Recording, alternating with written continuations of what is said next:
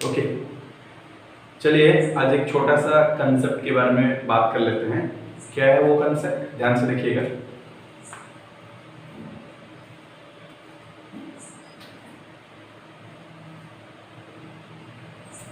Acid base chemistry, right. तो पहले अगर मैं एसिड की बात करूं, देखिए ये टॉपिक जहां से आया है ना, ये जीओसी का पोर्शन है, राइट। आपके 11th में टॉपिक पढ़ाया जाता है, उस टॉपिक का नाम है GOC, that is general organic chemistry. अगर मैं जनरल ऑर्गेनिक केमिस्ट्री की बात करूं तो उसमें एक इलेक्ट्रॉनिक डिस्प्लेसमेंट हम पढ़ते हैं। क्या पढ़ते हैं? इलेक्ट्रॉनिक डिस्प्लेसमेंट पढ़ते हैं, और उसी इलेक्ट्रॉनिक डिस्प्लेसमेंट का एक एप्लीकेशन है। Yes, this is the application of electronic displacement, right. तो ये एप्लीकेशन है किसका ना, इलेक्ट्रॉनिक डिस्प्लेसमेंट का। मतलब कहने का अर्थ यही है कि मान लीजिए कोई भी कोवेलेंट बॉन्ड है और उसी कोवेलेंट बॉन्ड में इलेक्ट्रॉन का एक जगह से दूसरे जगह पे जो डिस्प्लेसमेंट होता है, जैसे इसमें हम क्या पढ़ते हैं, इंडक्टिव इफेक्ट पढ़ते हैं, मेसोमेरिक इफेक्ट पढ़ते हैं, हाइपर कंजुगेशन पढ़ते हैं और बहुत सारी चीजें पढ़ते हैं। उसी कंसेप्ट का ये एक एप्लीकेशन है, उसका नाम क्या है ना, एसिड बेस केमिस्ट्री। ओके, तो चलिए थोड़ा सा इसको रिवाइज कर लेते हैं, डिस्कस कर लेते हैं कि एसिड बेस केमिस्ट्री होता क्या है। देखिए, अगर मैं कोई भी एसिड की बात करूं, कोई भी एसिड, सिंपल सी बात है, हम तो थ्योरीज पढ़ते हैं। दरअसल कितने थ्योरीज है इसमें? 3 थ्योरीज है। लेकिन अगर मैं बात करूं किसकी, मान लीजिए पहला होता है आर्नियस कंसेप्ट होता है, दूसरा होता है ब्रोमस्टेड एंड लोरी कंसेप्ट होता है, और तीसरा होता है लुईस कंसेप्ट, राइट। हम इतना डिटेल्स में नहीं पढ़ेंगे, मैं आपको क्या पढ़ाने वाला हूँ, ध्यान से देखिएगा कि अगर मैं किसी को एसिड बोलता हूँ, चलिए मान लेते हैं HA एक एसिड है, इसका मतलब ये क्या, जब टूटेगा H+ और A- फॉर्म करेगा, राइट।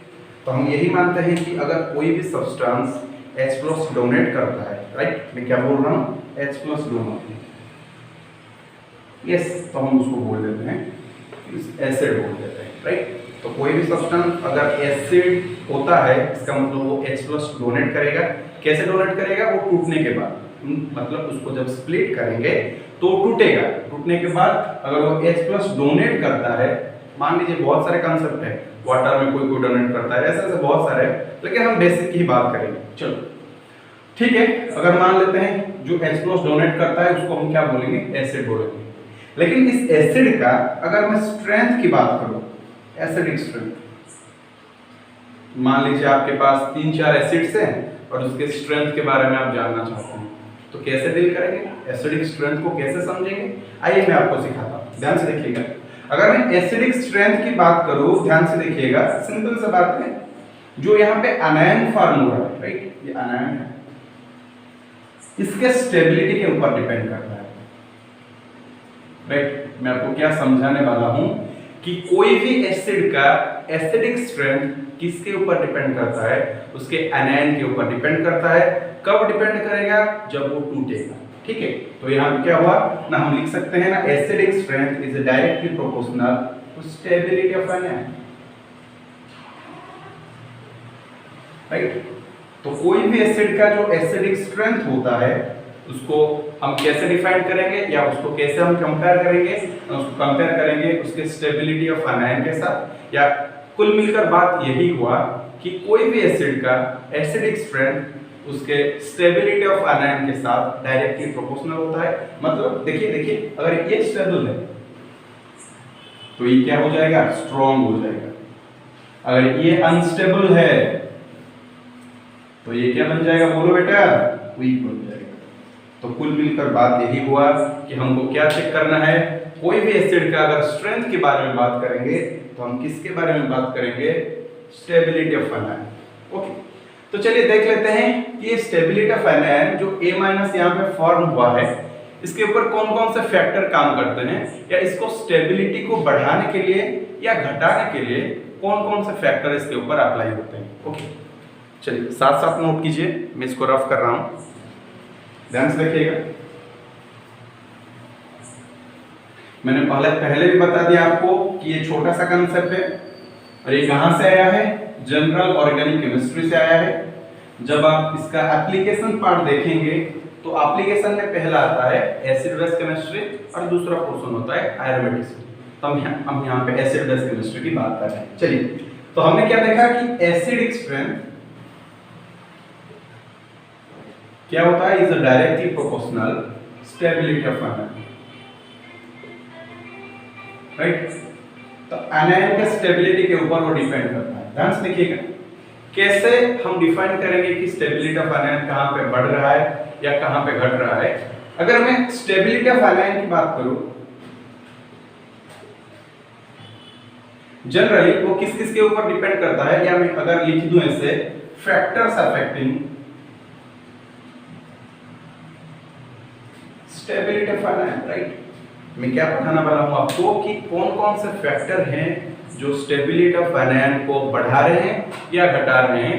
मतलब कुल मिलकर बात यही हुआ कि कौन कौन से फैक्टर इसको डिराइव कर रहे हैं स्टेबिलिटी को बढ़ाने के लिए या घटाने के लिए।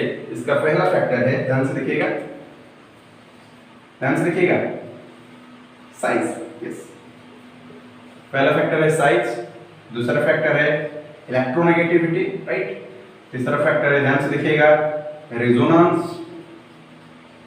यस, नंबर चौथा फैक्टर है हाइपर कंजुगेशन, और पंचमा है इंडक्टिव इफेक्ट। चलिए, तो कुल मिलकर कितने इफेक्ट्स के बारे में हम पढ़ेंगे। पहला इफेक्ट क्या हुआ, साइज का इफेक्ट। दूसरा क्या हुआ, इलेक्ट्रोनेगेटिविटी, किसके ऊपर, ये जो स्टेबिलिटी ऑफ आयन है उसको डिराइव करेंगे या उसको गवर्न करने के लिए कौन कौन से फैक्टर चाहिए। पहला फैक्टर साइज का फैक्टर, दूसरा होता है इलेक्ट्रोनेगेटिविटी, तीसरा होता है resonance, and number 4 is hyperconjugation, and number 5 is inductive effect। कोई कोई इंडक्टिव इफेक्ट को इधर भी पढ़ा लेता है, यस, डायरेक्ट हाइपरकंजुगेशन नहीं पढ़ा लेता है। चलिए, तो थोड़ा आगे चलते हैं और समझते हैं कि साइज का फैक्टर कैसे स्टेबिलिटी ऑफ आयन के ऊपर डिपेंड करता है। ओके, चलिए, तो मैं आपको यही समझाने की कोशिश कर रहा हूँ यहाँ पे कि जो एसिडिक स्ट्रेंथ होता है वो पहले किसके ऊपर डिपेंड करता है ना, साइज के ऊपर। तो हमने यहाँ पे देखा पहला फैक्टर है साइज। और ध्यान से देखिए, अगर मैं एक स्टेटमेंट की बात करूं, size is directly proportional to stability of ion. Yes, means हम यहाँ पे ये बोल सकते हैं size is directly proportional to a negative. Yes, ये आपका आयन होता है और इसके साइज के साथ ये कैसे डायरेक्टली प्रोपोर्शनल, कैसे। चलिए, एक सवाल बना लेते हैं। लेट सवाल यही दिया हुआ है, लेट आप एग्जाम दे रहे हैं और पेपर में ये क्वेश्चन आया है, find the order of acidic strength. भाई काफी बार आता है ये एग्जाम में, बहुत बार आता है ये क्वेश्चन, देख लीजिए, HF, HCl, HBr and HI। चलिए, पहले आप ट्राई कीजिए, इसको सॉल्व कीजिए, फिर मैं आपको बताऊंगा। वीडियो को पॉज कीजिए और फिर से ट्राई कीजिए, देखिए ये आपसे बनता है या नहीं। चलिए, मैं आपको बता देता हूं। पहले क्या करना है आपको, अगर मान लीजिए आप एग्जाम में बैठे हुए हैं और आपके सामने ये क्वेश्चन आ गया, तो इसको सॉल्व कैसे करेंगे, सिंपल सा फंडा है। पहले मान लीजिए कोई भी एसिड है, तो पहला काम यही होना चाहिए कि प्रोटॉन को निकाल दीजिए, प्रोटॉन को निकाल दीजिए, बाहर फेंक दीजिए। यस, क्यों बाहर फेंकेंगे भाई, प्रोटॉन को बाहर निकालेंगे तभी तो आयन बनेगा। यस, अगर मैं HF की बात करूं, ध्यान से देखिए यहाँ पे, अगर मैं इसको देखिए H+ में निकाल दूं और F- ये बन जाएगा। यस, देखिए प्रोटॉन दे रहा है, डोनेट कर रहा है, इसका मतलब ये क्या है, एसिड है। अभी अभी हम पढ़े थे ब्रोंस्टेड एंड लोरी कंसेप्ट, यही बताया था कि जो भी चीज H+ डोनेट करता है उसको हम एसिड बोलेंगे, और कोई भी चीज अगर H+ एक्सेप्ट करता है तो उसको बेस बोलेंगे। आप जानते हैं, ये पूछने की बात नहीं है। चलिए, हमारा काम क्या है ना, यहाँ पे जो आयन फॉर्म हो रहा है उसका स्टेबिलिटी चेक करना है, राइट। क्या चेक करना है, स्टेबिलिटी। ध्यान से देखिएगा, अगर यहाँ पे मैं बात करूं, क्या निकल जाएगा, H+ निकल जाएगा। अगर H+ निकल जाएगा तो यहाँ पे जो आयन बनेगा वो बन जाएगा Cl-। सिमिलरली अगर मैं यहाँ पे बात करूं तो बताइए Br- बन जाएगा। यस, अगर मैं यहाँ पे बात करूं तो I- बन जाएगा। चलिए, तो मैं अगर कुल मिलकर यही बात करूं कि यहाँ पे क्या बन गया, F-, उसके बाद Cl-। ध्यान से देखिएगा, Br minus and I minus. अच्छा चलिए इस anion का पहले स्टेबिलिटी देख लेते हैं। ओके ध्यान से देखिएगा, मैंने क्या बताया, size directly proportional to stability of anion। और आप ये बखूबी जानते हैं कि अगर हम पीरियोडिक टेबल में फ्लोरीन क्लोरीन फिर कल बाहर आई एंटी, राइट, यही आप यूज करते हैं ना, फिर कल बाहर आई एंटी। चलिए तब जब हम टॉप टू बॉटम जाएंगे, राइट, ऊपर से नीचे जाएंगे, तो आप जानते हैं साइज बढ़ता है, राइट, साइज इंक्रीज होता है। अगर मैं साइज की ऑर्डर करूं तो साइज में जीत जाएगा पहले आयोडीन, उसके बाद बताइए ब्रोमीन, उसके बाद क्लोरीन, उसके बाद fluorine, right, this is the order of size. अगर यही ऑर्डर ऑफ साइज है, बताइए यहाँ पे साइज का ऑर्डर क्या हो जाएगा? यस बताइए साइज का ऑर्डर क्या हो जाएगा? तो सबसे पहले कौन जीत जाएगा? Yi माइनस जीत जाएगा, बिल्कुल। आयोडीन बहुत बड़ा साइज है भाई, इतना बड़ा सा है। चलो उसके बाद ब्रोमीन, वेरी गुड, क्योंकि देखिए यहाँ पे, यहाँ से मैं आंसर दे रहा हूँ साइज का ऑर्डर। चलिए उसके बाद Cl माइनस, उसके बाद F माइनस। ओके तो अगर साइज का ऑर्डर यही हुआ, बताइए स्टेबिलिटी ऑफ आयन का ऑर्डर भी वही हो जाएगा। यस बताइए आयन का स्टेबिलिटी ऑर्डर भी वही होगा, किसका ज्यादा? आयोडीन का। Yes this order. अगर आयोडीन का स्टेबिलिटी ऑफ आयन ज्यादा है, बताइए अभी मैंने बोला था acidic strength is directly proportional to stability of ion. Yes मिल गया आपको।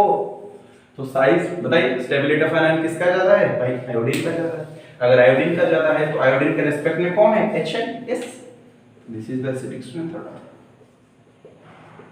तो यहाँ पे हम क्या सीखे कि अगर पहले ये सवाल आता है कि एसिडिक स्ट्रेंथ का ऑर्डर कैसे जानेंगे ना, पहले किसके फैक्टर क्या अप्लाई करेंगे हम? साइज का, क्योंकि जिसका साइज बहुत बड़ा है उसका स्टेबिलिटी ऑफ आयन बहुत ज्यादा है। ऐसे मानिए, लेट एक एग्जांपल ले लेते हैं, आपके पास बहुत पैसा है, ठीक है, मान लीजिए ये जो नेगेटिव चार्ज है ना, ये पैसा है, पैसा सब कुछ करता है भाई, बिल्कुल बहुत कुछ करता है। और आयोडीन का साइज बहुत बड़ा है, मतलब आपके पास मान लीजिए 10 करोड़ है, 10 करोड़, और आपके पास बहुत बड़ा कमरा है। यस इसको आप आराम से रख सकते हैं, कोई दिक्कत नहीं।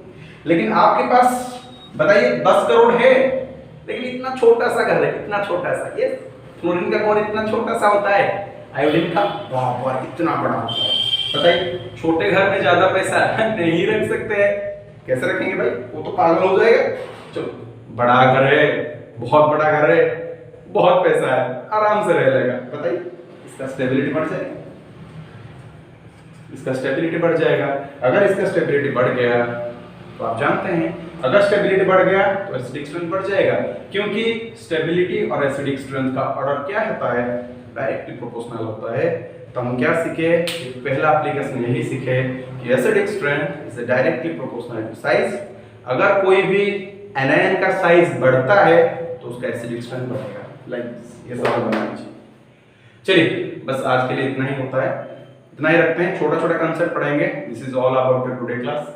अगले में देखेंगे कि दूसरा जो फैक्टर होता है इलेक्ट्रोनेगेटिविटी, वो कैसे अप्लाई करेंगे। और मान लीजिए अगर ये आप सीख लेते हैं तो एसिड बेस केमिस्ट्री आपका हो जाएगा, पक्का हो जाएगा, ये मैं गारंटी के साथ बोलूँगा। चलिए धन्यवाद, बहुत बहुत धन्यवाद आपका, थैंक यू।